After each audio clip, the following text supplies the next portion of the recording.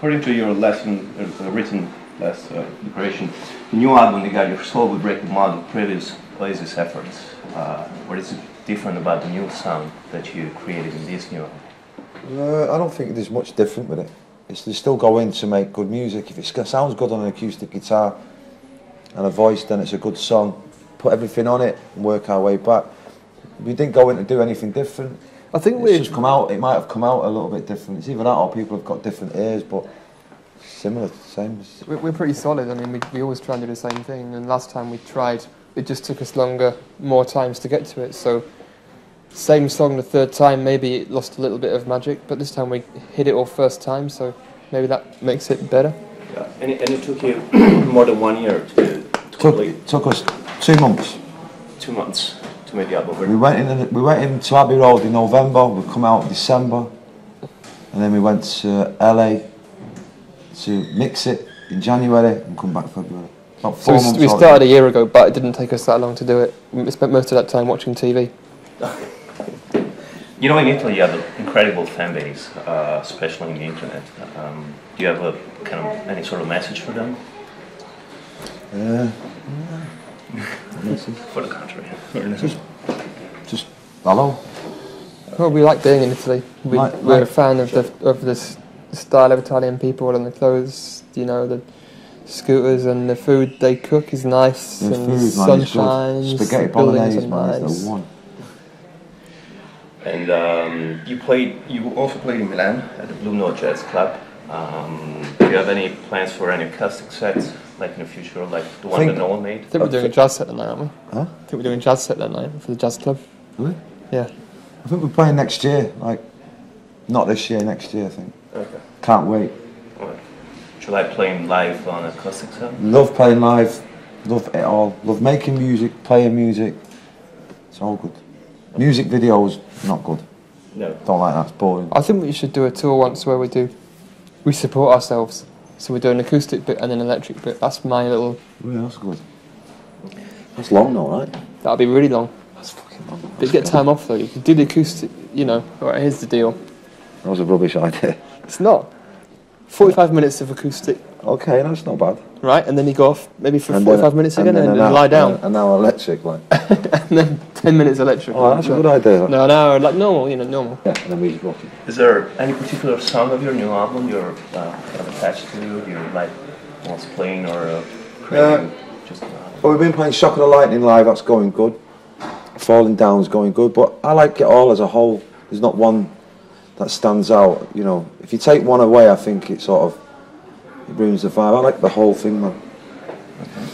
And one of your past songs, past song, the one you made previously in your records that you're particularly attached to, or? Well, yesterday we were looking at some of the sleeves because I had them in one of the radio stations, and I noticed that tune, "Love Like a Bomb," of the last album. And I was just thinking, I haven't heard that song for so long. I'd really like to hear it, but didn't hear it. But I kind of like them all. Yeah, I'm not saying they're the best in the world. Just I like everything we do.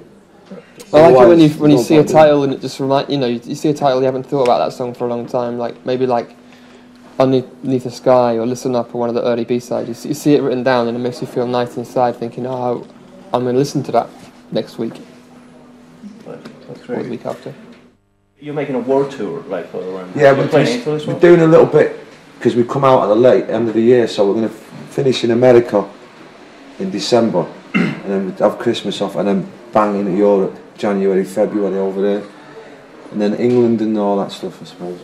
Is that like really stressing for you guys? No. The stressful thing is when you start it and then you have to stop because of some idiot. Yeah, the stress is, it's stressful being at home, you know what I mean? Just not everyday things, you know what I mean? Like paying the bills and the fucking shower breaks, you know what I mean? Or the kettle's on the blink, you know, or the TV's gone wonky. I've got a kettle you can have. They're the stressful. Being in Oasis and the bubble is cool, it's stress-free, you know what I mean? Because you get up, you work 1 hour and 45 minutes a day, the rest is just arsing about, it's cool. That's cool. It doesn't bother like going around the hotels or the only problem is that you miss the kids and the wife, you know what I mean? That's the hardest thing about it, but I think they need a break from me too, you know what I mean? Because I'm a bit of a nuisance. Yeah. What do you think about Ryan Adams said about your new album? He said he had the same reaction listening to it as when he first heard Kid A. Radiohead. Radiohead, which was really good. Ryan's a really sweet guy. That's a nice thing to say. I'm sure he loves that Kid A. I mean, actually, I think I've heard it and quite liked it, but I haven't got it yet, so I can't comment too much. I think actually Kid A was quite new for the time it came out, like with this new sound, and you say it's pretty much your sound, but it's kind of a different sound. It's more like a. So he's saying it's a step up for us to come to that, like it was for them to do Kid A. Yeah, it's not radio friendly. I know what you're saying. It's not like all the big sing-alongs and stuff like that, but that's just the way we're at the moment. That's what we want to do. If people like it, they like it. If they don't, I'm not bothered. You know what I mean? No sleep. No. This is not an easy question but what do you think about all the artists that kind of chart thanks to talent shows like the X Factor, American Idol? I buzz off it, mate, man. I like it. Yeah. Makes me laugh, man. Makes me laugh. It's entertainment, isn't it? Yeah, it's entertainment. As soon as it gets down to the final feed, then it's boring, you know what I mean? Because everyone's being serious. But all the goons at the beginning make me laugh. Oh, as long as none of them, you know, start thinking that they actually are like artists. Well, they might be. Maybe they are. Who knows? The Monkees was like that, wasn't it? Mm. They ended up being pretty good. I mean, I think it's good entertainment. Okay. Do you have any specific expectation for this new album? Any what? Expectation on this new album? I mean, I like the record, so I'm in the music for me first, you know what I mean? So I'm happy with it. I like it. I'm not embarrassed by it. I'm proud of it. So if people get off on it the way I can get off it, or half as much as I get off on it, then it's going to be good. If they don't, then it doesn't matter, you know what I mean? It's not going to stop us making music. We'll make another one next year. We'll make the record. We're not going to make music that people want to. You know, we're going to make the music that we want to make. You know what I mean? We're not going to make it because they want to make it. So, people get a buzz off it, then cool. If they don't, doesn't matter. We'll go and make another one next year. So you sometimes there's some John Lennon in your record. Actually, in one song there is also a piece of an interview. Is that just for yourself, or you know? Or you want to talk about it in your song, or it just sounds good? Because there is also some Dear Prudence riff I think on the second track. Yeah, but in making music, you've got to make room for accidents, and you've got not accidents, but you've got to make room for things you don't even know what they mean.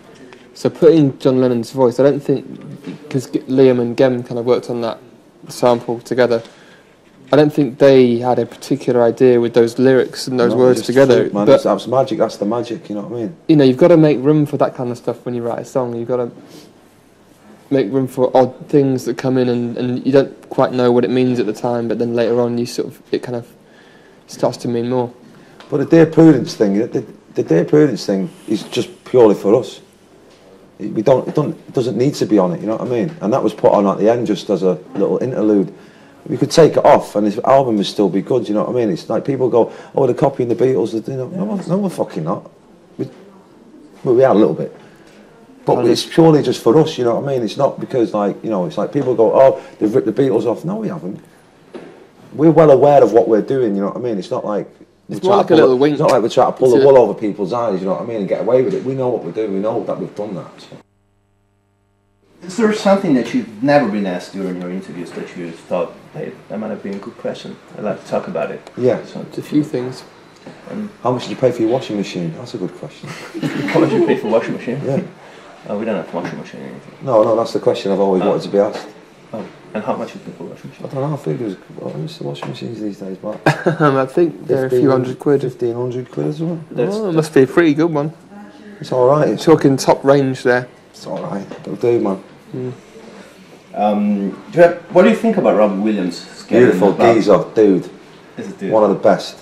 But it got dressed as a gorilla lately in Los Angeles. I think it can be raped by aliens. It's one way of getting recognised, I suppose, isn't it? Yeah.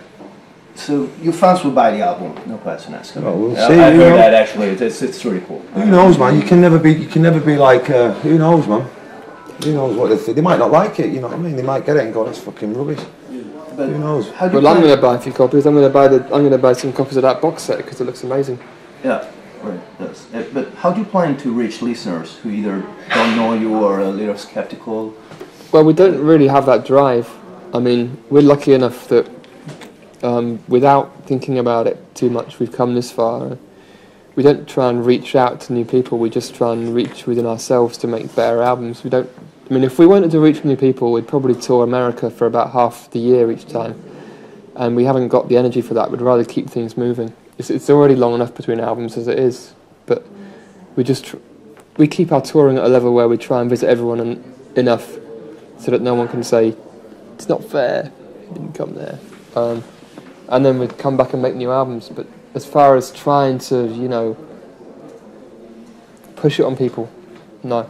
Yeah, you can't force people to like you, you know what I mean? You just got to go and do, when you do a concert, try and do it as good as you do it, you know what I mean? We try and meet the demand rather than sort of like force people. Just try and meet the demand that's out there. Yeah, I don't want anyone to be there that doesn't want to be there. If you want to be there, be there. If you don't, fuck off. Go and listen to Robbie Williams, I'm out. Okay. In Italy, where the singer is inspired by you, usually his name is Daniele Groff, and have you heard of him, or is there any particular Italian group or people or singer? Pavarotti was cool. Pavarotti was He was a dude.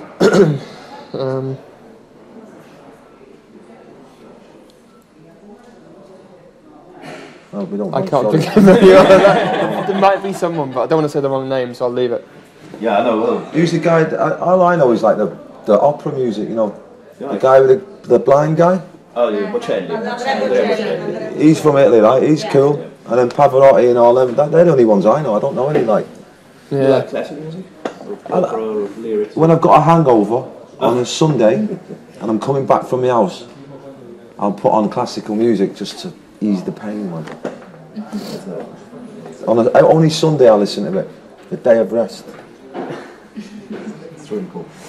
And really, if you had to choose, would you choose the Champions League or the Premier League? You can't take both. The Premier League. The Premier League, yeah. Instead of the Champions League. Yeah, because it's like England, being, you know what I mean? You could just rub it in fucking every fucking dirty Red's face. Rather be number one in the charts in England than America. Yeah. Like, even though you get more sales in America, it means more to me to be bigger in my home country. Are you all Manchester City fan in your... I am, Andy's not. You're not?